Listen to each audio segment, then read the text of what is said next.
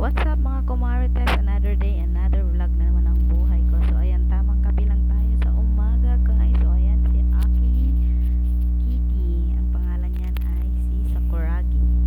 So ayan guys, kape-kape lang tayo dyan. At habang nagkakape ako dyan guys, ay nagsaing na rin ako sa rice cooker. So ayan, tingnan ko kung may start na siyang cooking. Ayan, nasaing ko sa aking rice cooker at nakabantay rin si Sakuragi.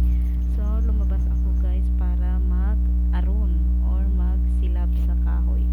So, aminin natin guys, marami tayong pinaiyak noong panahon ng ating kabataan dahil hindi tayo makapag-sindi. O, hindi ko alam ng Tagalog yan. Basta sa Ilocano ay aron, agaronak to'y dalikan mi. Ta, ito'y agluto ti.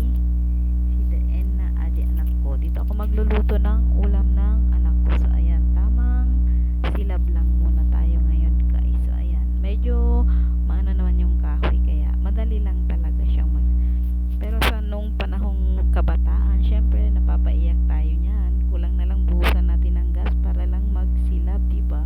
Kaway-kaway sa mga pinaiyak ng hindi nakapag-aron sa dalikan.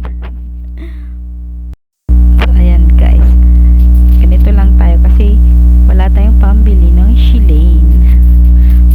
Tapos yung tangke natin hindi maipalit kasi nga yung mga local ang mahal din kaya kaway-kaway sa mga nakakaranas na ang tangke ay hindi pwedeng ipalit. So ayan guys, pagpasok ko nagkakape na rin ang aking mister. So ayan, magpiprito ako ng chicken nuggets ng aking anak. So ayan, nagpainit na ako ng kawali. Yung kawali ko 15 years in service kaya ganyan na ang kulay. Yan, ginagamit ko lang siya dito sa labas pang kahoy. So ayan, magpiprito ako ng chicken nuggets, ulam ng aking anak at baon niya sa school. Ayan, medyo mainit ng kawali. Maglagay tayo ng mantika na natulog na dahil sa sobrang lamig. So ayan guys, fast forward, nakaprito na ako at ayan, gigisingin ko na ang aking anak. 10 beses ko na ginising. So ayan, Gising niya sabi. pakinggan paano ako magaling. Isa. Dalawa. Babangon ka o papasukin kita dyan?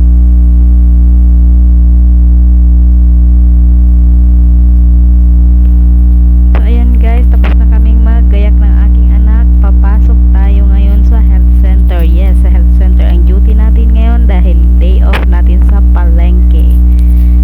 BHW for today's video. So ayan, tara na, pasok na tayo guys. So ayan guys, fast forward ulit, nandito na tayo sa health center. O ayan, ang bilis kong mag-transform. Syempre tayo ang duty of the day kaya tayo ang mas maaga para makapag walis-walis bago dumating ang ating mga kliyente, ang mga chikiting na babakunahan.